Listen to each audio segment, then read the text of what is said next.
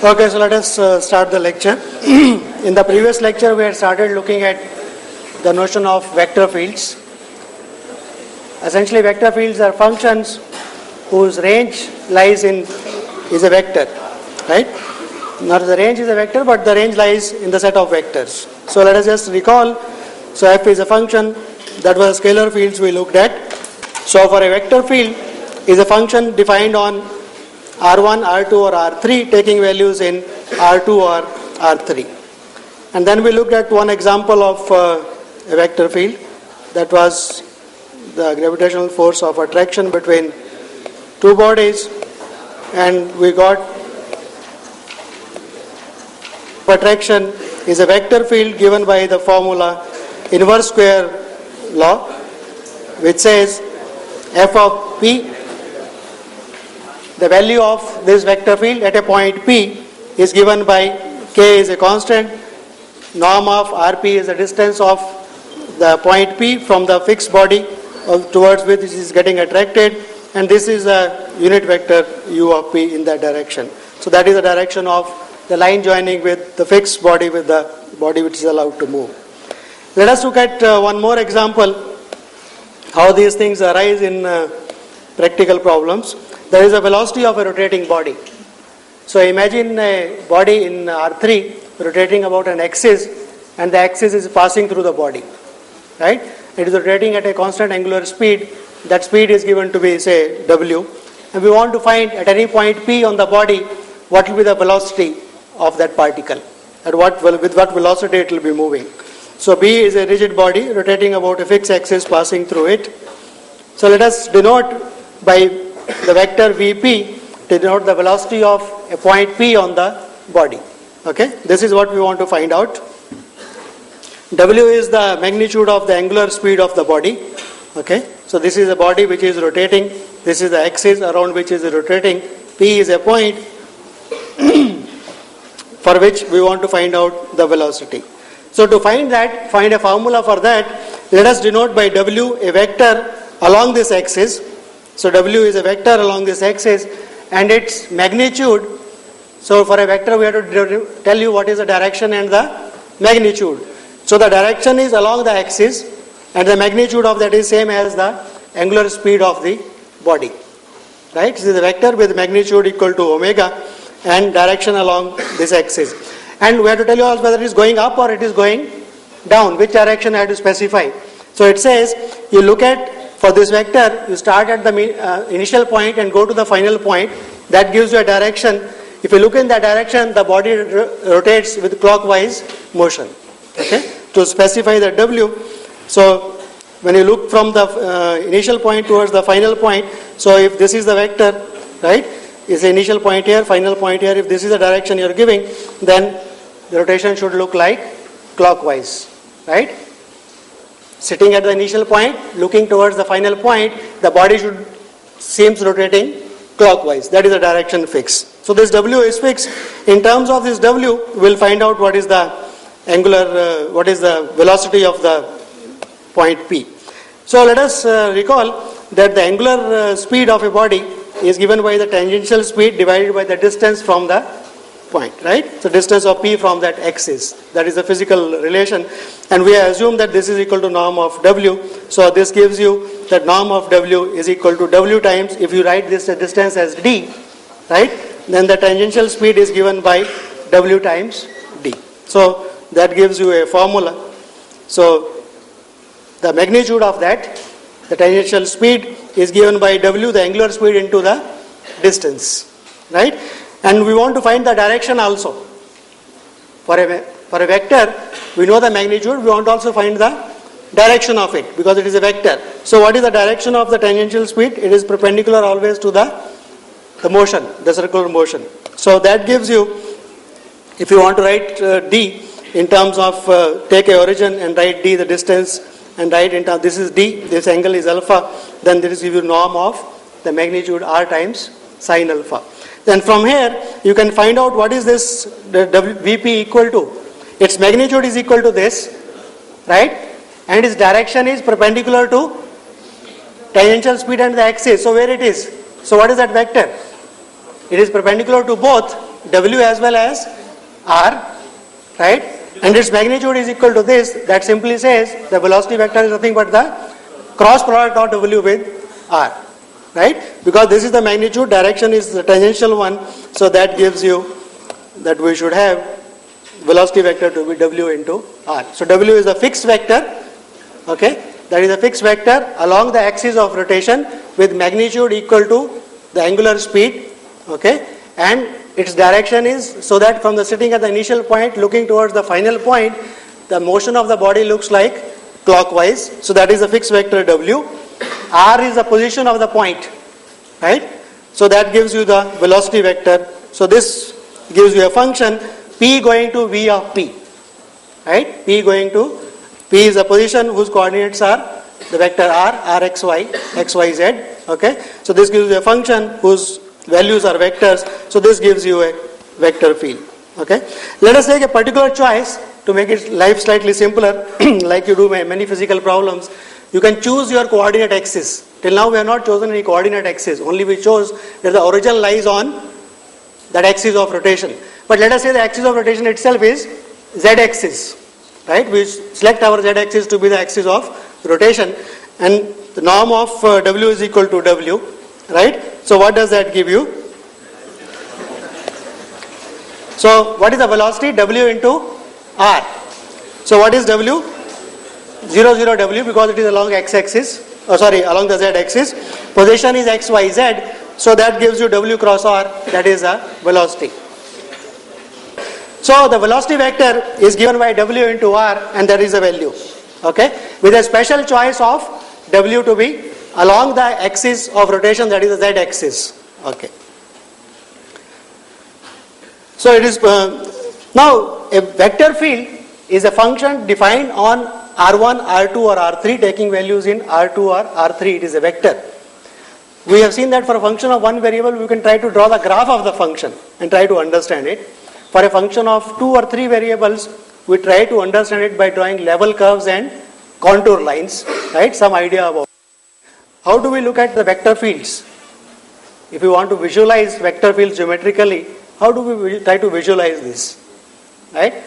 As far as dimensions go, this go beyond dimension 3, the graphs and such things, so nothing is possible. But what we do is, we look at the values are vectors, right? At a point P, x, y, z, the value is f of x, y, z, which is a vector. So we can try at every point in the domain, try to plot that vector. That gives us a visualization how the vector looks like. So let us try to draw geometrically. For example, in this rotational field, this velocity vector is given by minus W yi W and minus x. So what is it? So what does it say? So what is the magnitude of this velocity vector at any point? Magnitude is W square, x square plus y square. So if I take the point, right, a circle, right, take a point that x square plus y square is equal to constant, then the norm of the velocity, right, v square is going to be a constant. So in the domain, if you look at circles, right, if you look at circles, then your velocity vectors are going to be of the same magnitude. So let us try to draw a picture of this. So let us say this, so x square plus y square equal to some c square. Then in the picture, we can draw it like this, right? So along the circle, say along the circle of a particular radius, the vector is going to be tangential to that, right, and is a constant. So it is going to be constant vectors along the circle, they are going to be constant vectors. At any point, right, there will be constant vectors. In a smaller circle, the velocity will be something else. So there will be. So these vectors give you an idea about what the vector field looks like. Okay. So this is called geometric picturization of the vector field. Supposing this is the rotational one, when the body is rotating with the angular speed. Let us look at the other one, gravitational force field. That was the inverse square, right? As the distance decreases, minus 1 over some constant times r square, minus some constant times divided by r square. That means as the distance decreases, the force of attraction is going to increase, right? So at the same distance it will be same, force will be same, distance is same. So along the circles, it is same, and if you come closer and closer, it becomes bigger and bigger, right? So, for example, at this is the magnitude. If you come inside, it becomes bigger. These arrows will have same length. They are all directed towards the center, because center is the point where that body is fixed. Other body is getting attracted towards the center, right? So this is the magnitude and that is the direction. So these are called the visualizations of vector field, geometric visualization of a vector field. Probably some of other vector fields, let us see, because look at the vector field I plus j. I plus j, x times, right, 1, 1, square root of x. This is what the vectors look like at the various positions. Okay? Look at minus yi plus xj. So this should be j. So this is, they go in circles, right? At every point, you look at the value of that vector field. That is a vector. So draw that vector. Right? Visualizing a vector field means at any point in the domain, right, the value is a vector. So draw that vector as an arrow. Whatever is the magnitude, whatever is the direction. Okay? So probably it goes slightly faster. So all the vectors are in one direction. Okay, here I plus j. That is a vector field. Square root xi. There is no y components. They all will be parallel, right? So minus x square plus y square is equal to constant. So all they will be along the circles, but they will be tangential to the circles. So this is how you draw the vector fields, right? So I would strongly say that some of these examples you try to draw it yourself, so that you get an idea about what are these vector fields. Okay, so this is one way of visualizing vector fields. By the way, if you look at a curve, movement of a particle in space, that is also a vector field, right? Because as the time moves, the particle is moving in space, right? So the position of the particle is given by a vector in space, right? So the path of a particle moving in space, that is called a curve, that is a vector field, and we will have a lot of things to do about this, such vector fields soon. But let us look at some basic concepts about vector fields. Is a function from R1, R2, R3 taking values in R2 or R3, right? On the domain there is a notion of distance, on the range there is a notion of distance. So you can define all the concepts of limit, continuity, partial derivatives and so on, right? All these things are possible. As soon as the concept of limit is possible, notion of continuity is possible, and limit means you can also define movement in one direction or the other directions, right? So that is rate of change in one direction or the other directions. So all these things are possible. So let us just quickly mention these things. So for a function of a vector field, saying that a vector field has a limit at a point is same as saying that all the component functions have limit at that point. It's the same thing, equivalent to it, right? Because saying a vector comes closer to another vector, all the components have to come close to that value.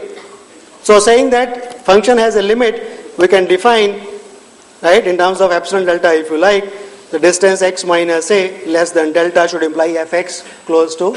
So here is a notion of distance in the domain, here is a notion of distance in the range. It may be R1, R2 or R3 here, but this is in R2 or R3. Right? But saying that this is a vector distance, saying this is coming less than alpha, that means each component must be less than epsilon, right? If a vector, this magnitude is less than epsilon each component. So that is same as saying you can define component wise. So that is what the remark says. If f has components x1, x2, f3 and L is L1, L2, L3, saying that the vector field as x goes to a has a limit provided each f1 has a limit L1, f2 has limit L2 and f3 has limit L3. Component wise limits exist. So that makes life easier because that shifts the problem from vector fields to scalar fields, which we know how to deal. Okay. So this concept of limit, then you can define the concept of continuity. Once the concept of limit is there, continuity is the value of the function at that point should be equal to the limit of the function at that point. So that is limit x going to a f of x must be equal to f of a. So all these are simple, so let us not bother much about that. What about notion of differentiability now? Right? Now it's a function with, say f is a function having a vector field having three components, f1, f2, f3, right? Each component function is a function of several variables. Say the domain is R3. So there are three component functions, each is a function of three variables. So each component function can be differentiated with respect to any one of those variables.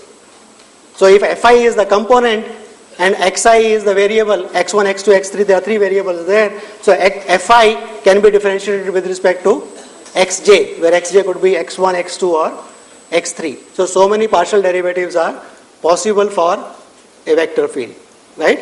So let us just write that just to illustrate how the things become slightly more, not complicated, but more things to take into account. So f has ijth partial derivative, you will say, if the ith component function has derivative with respect to the jth variable, right? So three components, three variables, in all possible partial derivatives are 9 possible, right? Possible combinations. So these are partial derivatives possible. You say it is continuously differentiable, a vector field is continuously differentiable if all the component functions are continuously differentiable, right? Okay.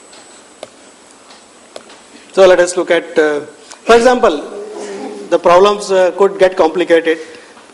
So f is a function from R to Rm, is a vector field. G is a function from Rm to R, that is a scalar field. When you combine, the composite is a function of only one variable, right? F is a vector field, R to Rm, okay, where Rm is 1, 2 or 3. G is a function from the same space, right, to R. When you compose, right, G composite F, first apply G, okay, so then apply F. So first apply F and then apply G. So that is a function of T. F of T, that takes to a point in Rm, and then apply G to it, that goes to a point in R again, right? So you can ask whether this function is differentiable or not as a function of one variable. Your chain rules will be now coming into picture, right? So if you apply chain rule, then you say it is differentiable at a point and the derivative will be given by the chain rule, right?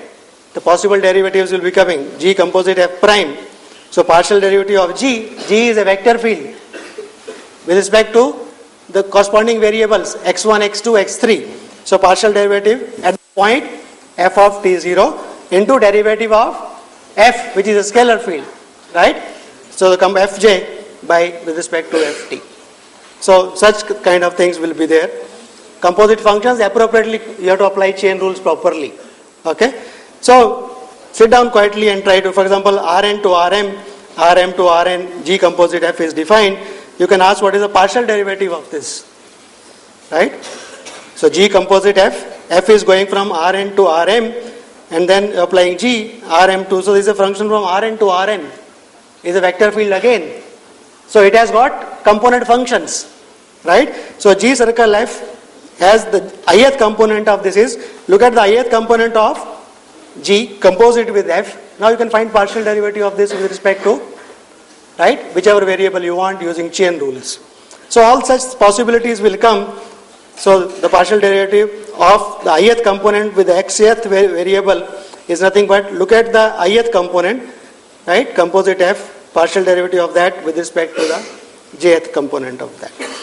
So these things, my showing on the slides will not help you at all. You have to sit down and see how many variables are going where and what is the chain rule coming into picture. You have to sit down and write yourself to get a hang of it. Okay, now let us go back a bit and look at, we defined for a scalar field the notion of gradient, right? So what was the idea? F is a function which is a scalar field, x, y, z, go to a number, f of x, y, z, right? And for this, f is a function of three variables, so you can ask partial derivative with respect to x, y and z. So that gives you three partial derivatives. You can write that as a vector, right? fx I plus fy j plus fz k. So at every point, in the domain, you are getting a vector, the gradient vector. So the gradient is a vector field. You can treat gradient as a vector field. It takes a point and calculates the gradient vector of that. So this is one of the important vector fields. So that is called the gradient vector field. So as we have seen earlier, it is denoted by, so gradient of a function phi is a scalar field. Keep in mind, the gradient converts a scalar field to a vector field. Okay. So partial derivative with respect to x, that is I first component, partial derivative with respect to y second component, partial derivative with respect to z the third component. Okay. Now, so this is an operator. You can think of taking gradient as an operator. What does this operator do? It takes a scalar field, you apply to it, it produces a vector field out of it. Right? So we would like to know how this operator behaves with respect to various operations. Like if you take two functions and add them, scalar fields, and add, what is the gradient of the sum? What is the gradient of the difference? What is the gradient of a scalar multiple of the scalar field? What is the gradient of the product? And so on. So those formulas, let us just write down. Oh, I have gone into different thinking, so written is something else. Okay. So before going into the properties, let us look at another property of gradient. What is called a gradient is a vector field, right? One way of getting a gradient is looking at a scalar field, applying the gradient operator to it and getting the gradient, right? But suppose you are given a vector field to start with, right? And it so happens you are able to find a scalar field such that whose gradient is equal to this given vector field. In that case, we say that this vector field has a potential. It has a potential function from which you can generate the vector field, and that potential is the function whose gradient it is. So we say a vector field f has a potential f if this vector field is given as the gradient of that scalar field. Okay, and in that case this f is called the potential for the, and we say that the vector field in that case is a conservative vector field. What's the reason why we call it conservative? That we'll see soon when we go to something called line integrals a bit later on. Okay, why the word? It conserves something, right? It does not destroy something, it conserves something, right? The name should say that. So we'll see later on that how the work done moving from one point to another is described by what are called line integrals, and then we'll show that for a conservative vector field moving from one point to another, it doesn't matter which route you take, the total amount of work done is same. It doesn't matter from, if you go from A to B along a line or along any other curve, if the field against which you are working is conservative, then the work done is same. It is independent of the path you take. For example, if you start from somewhere and come back, if the vector field is conservative, then you have not done any work at all because you have come back to the same place, right? Because from starting same point and ending the same point, you can take the trivial path, remaining stationary. Otherwise, you go along anything and come back. Then mathematically, you will say that you have not done any work at all. We will come to that. So that is the word conservative comes from. But saying that a vector field is conservative, so definition we are taking is there is a scalar field f whose gradient is equal to that scalar field. Vector field is the gradient of that scalar field. Now, it will be of importance to know when can you say, is there a condition which ensures that yes, if it is conservative, then this must happen, right? Is something which is a necessary condition for a vector field to be conservative, right? To test. Because if that condition is not satisfied, then we can say the vector field is not conservative. So a necessary condition is given by the following. It's very simple and nice. So a necessary condition says, if a vector field f with components f1, f2 and f3 is conservative, then the following relation must hold. The partial derivative of the third component with respect to the first x must be partial derivative of the first one with respect to the third variable, that is z. And similarly f1 with respect to the second one should be equal to partial derivative of the second component with respect to the first one, and similarly the third one. So these three equations must be satisfied, right? So if it's a conservative vector field, G is a potential function. Of course, we are putting a condition. It's not always true. The condition is that the potential function should have the property it is twice continuously differentiable. Means what? F is a scalar field, so it has got partial derivatives, right? So both the partial derivatives exist and are continuous at that point. Continuously differentiable, they exist and are continuous at that point. So under that condition, F will be conservative, implies these equations must be satisfied. And the proof is quite straightforward, because you are given that function F is, vector field F is conservative. So what is F equal to? Gradient of, F is equal to gradient of the small function F, right? So, and gradient also is a vector. So that vector is equal to this vector. So means what? The first component of that must be equal to F1, second component must be equal to F2, third component must be equal to F3. That means the partial derivative of F with respect to X must be F1, partial derivative of F with respect to Y must be equal to F2, and partial derivative of F with respect to Z must be equal to F3, because this is equal to gradient of F, right? So you got F1 is equal to partial derivative with respect to X, and you know the function is continuously differentiable. You can differentiate both sides with respect to the variable whichever you want. So you can differentiate F1 with respect to Z. What you will get on the other side? The mixed partial derivative. Because continuously differentiable, so mixed partial derivatives will be equal, right? So that is the idea of the proof. So let us write so F is equal to F1, F2, F3. These are the component functions, and which is equal to gradient. So that implies Fx is F1, F2 is Fy, F3 is partial derivative with respect to Z. So now if you differentiate F1 with respect to, right? So mixed partial derivatives and continuous differentiability and the second order partial derivative exists, implies they will be equal, right? So equality of mixed partial derivatives ensures partial derivative with respect to F1 is equal to partial derivative of F2 with respect to X. So basically we are putting a condition which ensures for the potential function the mixed partial derivatives are equal. So that condition if you put, then you will get necessary condition for a vector field to be conservative, right? So this is quite useful in checking that something is not conservative. And later on we will show that this is a necessary condition, right? Later on we will show this also becomes sufficient provided some more extra conditions are put on the domain. So a property of the domain enters into picture, which is called simple connectedness. So that we will do it later on. So this condition is not sufficient always, saying that a vector field is conservative if and only if. That happens only when the domain becomes nice. So we'll come to that a bit later. So let us look at some examples. Look at this two-dimensional vector field. Fxy is equal to x square y I plus xy j. And we want to know whether this is conservative or not.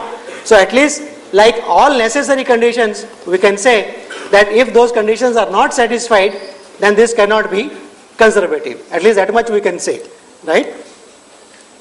So look at the partial derivative of f1, that is x square, right, with respect to y, and look at this is f2 with respect to x. They are not equal obviously.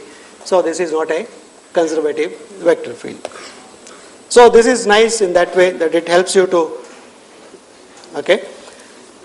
So now let us, because we are going to use this gradient operator very often, we start devising now notations for using it again and again. So we write this del inverted triangle. This is called the del operator. Okay, this is the operator which is written as partial derivative with respect to x I, partial derivative with respect to y j, partial derivative with respect to z k. It is an operator. This applied to f will be what? If you want to apply it to f, that means what? Partial derivative with respect to partial derivative of f with respect to x I plus partial derivative of f with respect to f with respect to y j or partial derivative of f with respect to z k. So this is like an operator. So this will be equal to partial derivative with respect to x I plus partial derivative of f with respect to y j plus partial derivative of f with respect to z k. Right? So it's like an operator. It operates and gives you a vector. It operates on scalar fields and gives you a vector. So that's what I said earlier. So let us look at some properties of, so this is called the gradient operator. Okay. So let us look at, so this is what I said, applied to f is this value. Okay. That it behaves, see what is gradient essentially, you are looking at partial derivatives with respect to separate variables and putting it in a vector form, right? It is essentially differentiation. So it should behave like any differential operator, right? At least you expect it should behave like differentiation, right? So that means the gradient of f plus g, we expect it should be equal to gradient of f plus gradient of g, and similarly other properties. So those properties are given here in the theorem. Supposing it is a differentiable scalar field, f and g are differentiable scalar fields, okay, then the gradient of f plus g is gradient of f plus gradient of g. It behaves, and it's not difficult to prove this, because what will be the gradient of f plus g, partial derivative of f plus g with respect to x, that is the first component, but is only differentiation with respect to one variable. So that will be partial derivative of f with respect to x plus partial derivative of g with respect to x times I. So you can write as a sum of two vectors separately. So that is nothing but the right hand side, the gradient of f plus gradient of g. Similarly the product one, because essentially you are doing differentiation with respect to one variable at a time, the product rule, the same rule applies. So gradient of f into g is f times gradient g, right, like ordinary differentiation, g times gradient of f. And like the quotient one is same like one variable. So this all this can essentially you have to verify component wise. Left hand side is a vector, right hand side is a vector. You have to show that each components of both sides are equal. So with respect to the first component is differentiating with respect to x both sides. So that is one variable formula essentially. So all the proofs are easy. So let us not bother much about them. So let us look at some operations with respect to some other operations which help us analyze physical quantities. We are going to look at a quantity called divergence of a vector field. So first one was gradient of a scalar field. So you apply this del operator to a scalar field, you get a vector field. And now we are going to take a vector field and produce out of it a scalar field, other way around operation, and that is called divergence. So f is a differentiable vector field with components f1 and f2 and f3. Then we write divergence of f. It is a function from R3 to R, right? It is a scalar field. So for a scalar field, I have to tell you only what is the value, right? That is a scalar. So that value at a point is defined to be partial derivative of the first component with respect to x plus partial derivative of second component with respect to y plus partial derivative of the third component with respect to z. So take partial derivative of the first component with respect to x, second with respect to y, third with respect to z, and all these, add these three values, these are all scalars, add them up all, that gives you a scalar again. So that is a scalar which is a value of the divergence, right? So this is called divergence of f. Why it is called divergence, I will soon come to it. Why the name comes divergence of it. So divergence is okay. You take a vector field has got components f1, f2, f3, f1 with respect to x, f2 with respect to y, f3 with respect to z, take the partial derivatives and add them up all. So let us, computation of divergence, that is just computing. So let us look at that inverse square vector field, right? The one just now we had, gravitational. So xi plus yj plus zk divided by norm r raised to power 3 by 2. Okay? So xi plus y square. So compute. So what is this? So if you can call this function as r, distance, position vector, r x y z is equal to, right? So that is the distance, the scalar. So x by r cube I plus y by r cube j plus, so that should be z. So let us compute. So f1, f2 and f3. So now you have to compute what are the partial derivatives of f1 with respect to x, f2 with respect to y, f3 with respect to z. So those computations, if you do, you get, you have to use, because r is a function of x, y, z. So chain rule will be entering into picture, right? X by r itself is a function of x, y and z. So using chain rule, so compute the divergence. So it will be partial derivative of x with respect to the first one, second and third. Now using chain rule, you can compute this, okay. So ordinary differentiation with respect to one variable. So let me not bother much about this, and you verify that it comes out minus 1 over r cube minus 3 z square divided by r to the power 5. Now if you want to add all the three, so when you add all the three, you get divergence is equal to 0. So for the inverse square vector field, the divergence is 0. Okay? This plays an important role later on, we will see.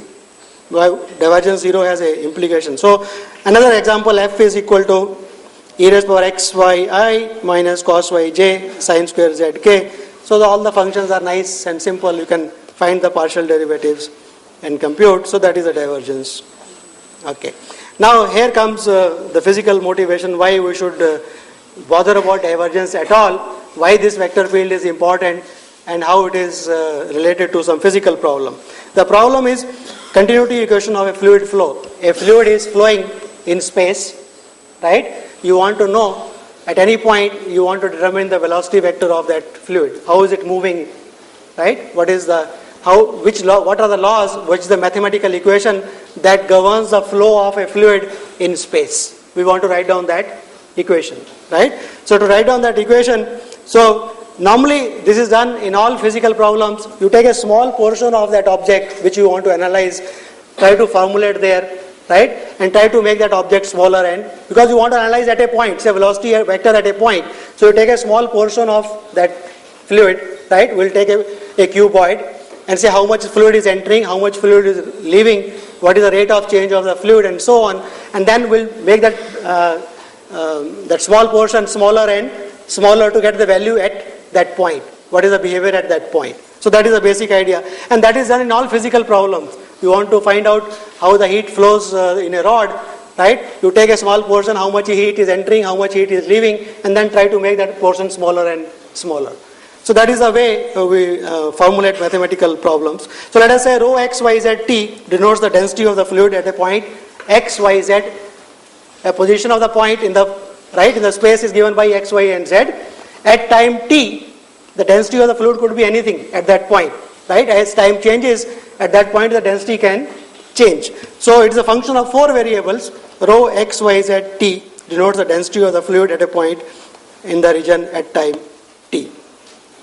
Right? So when you say the function has a density, that means density is changeable, it varies with time. So you say the fluid is compressible, right?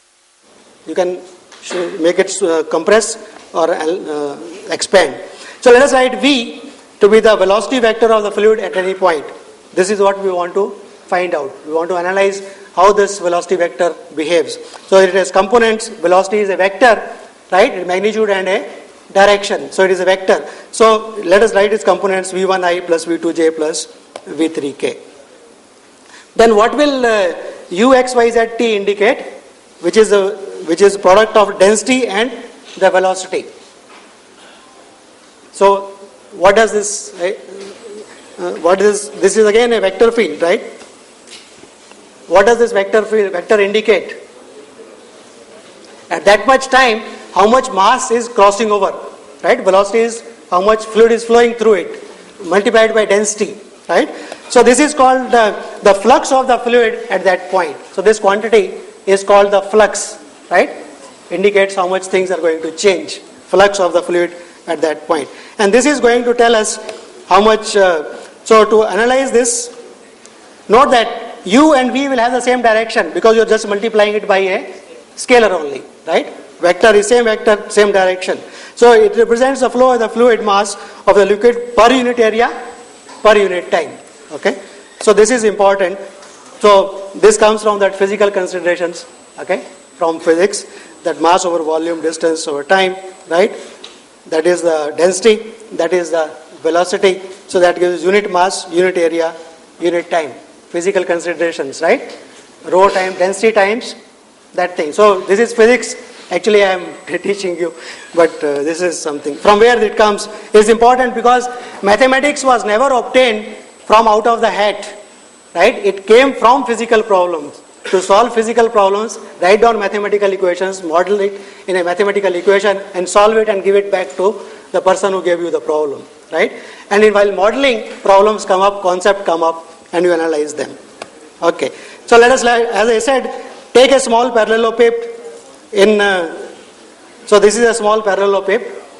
Inside space we are taking, dimensions are delta x, delta y, delta z.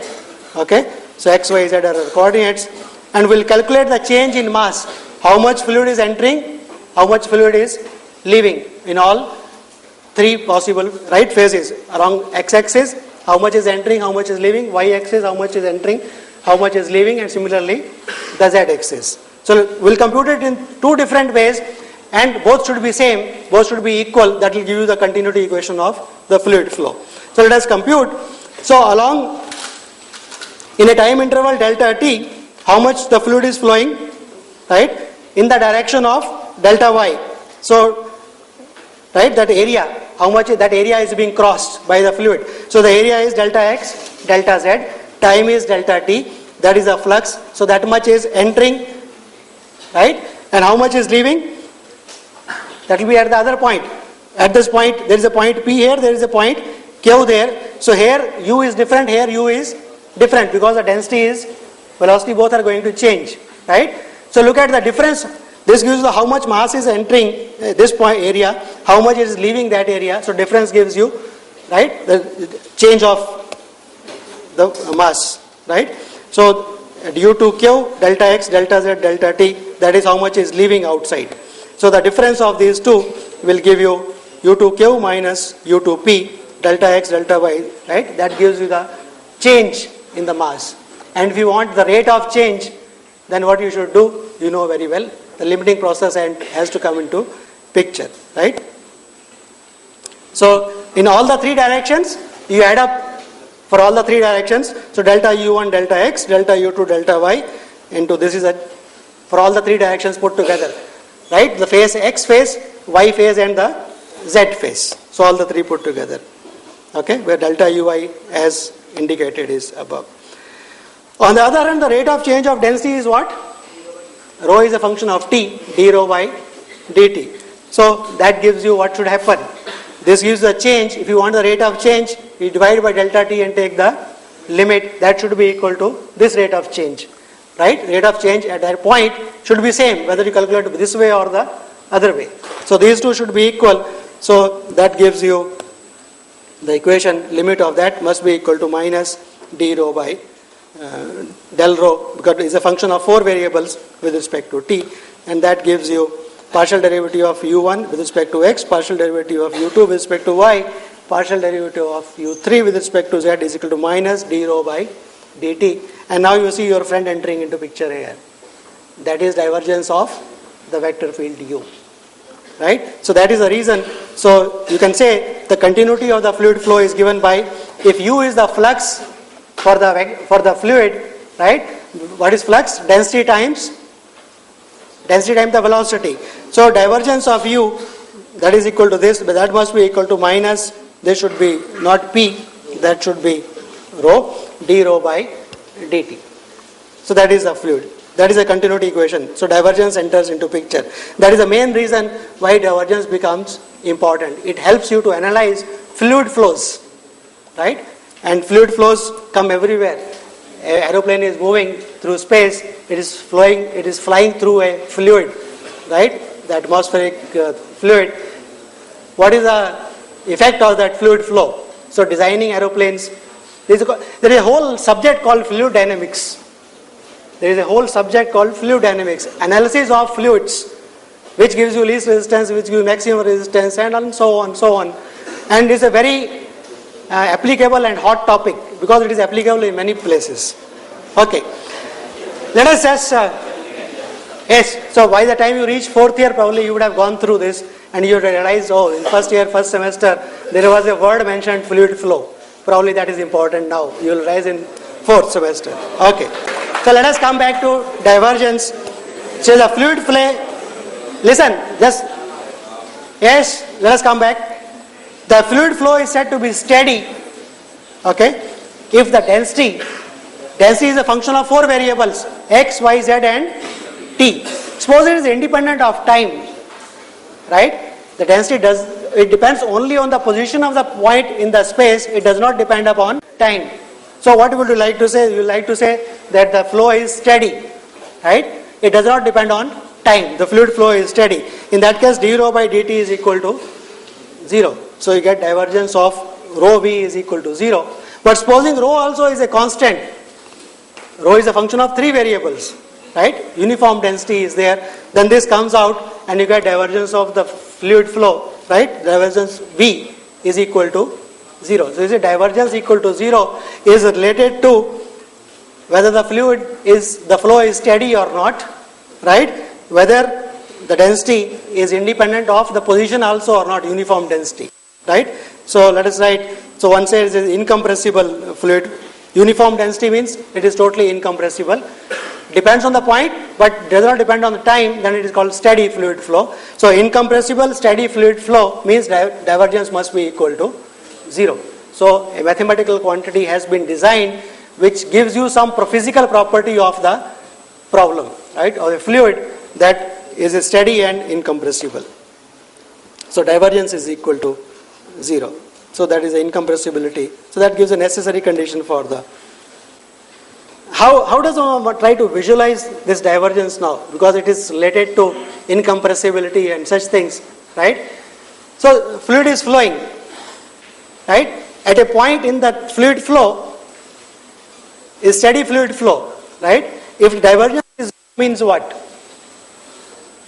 So it says divergence must be 0. Supposing divergence is positive, what will it indicate? At a point, right?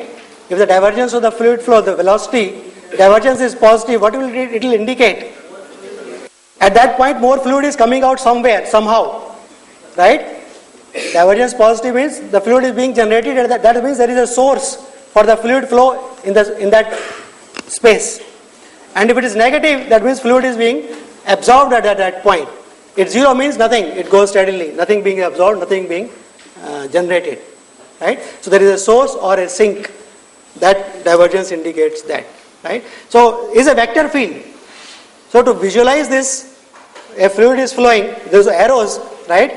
So when you want to show those arrows, one can have a picture showing there that at some point you will see the arrows are sort of going inside that point. Arrows are coming and coming inside, and some point more arrows are coming out of it. That shows that at that point divergence is negative and that point divergence is positive. If the arrows are going continuously, that means there is no source or sink in the fluid flow. So that is visualizing divergence. So hope I have given you. So now you can see why the word divergence is coming. If this quantity, mathematical quantity is positive, right, there is a divergence, more things are coming out of it, is diverging kind of thing. Or going in, you can say divergence in the opposite direction, is positive or negative. That's why the word divergence comes for the fluid flow. I just wanted to see if I have those animations to show you about the fluid flow. Yes. So we'll close it by showing you, see, look at this. So in this rectangle, I have taken a rectangular piece which is moving in a vector field. Okay. So you can see that nothing is changing. That rectangle is remaining as it is whenever it is moving. That means for this vector field, which is 2xi minus yj, if you calculate the divergence, that is equal to, actually comes out to be equal to 0. Now look at another one, which is 2xi minus yj. This divergence is 1, which is positive everywhere. That means you start with something small, it expands, right? It changes with time as you move. So another one, 2xi plus yj, divergence is minus 1. Okay. So you can see that things are shrinking. As you come closer to these points, the arrows are getting absorbed inside it, right? So that is various vector fields that I have taken to show you what is the effect of divergence on these things. Okay. This I have not done. I have done it with the help of a software, an animation. I have captured it, the movie, just to show you. Okay. See, like, look at this one. A small thing expands, okay, and fills up everything. Okay, it's like you put a drop in that fluid flow, a colored drop. it will sort of expand and make the whole fluid as blue kind of thing. That is the kind of effect it is having. Okay, -3. So drop, somehow the thing converges and vanishes from there because there is probably a sink there somewhere, right? It vanishes there. So this is the kind of effects. Okay, I think let us stop here.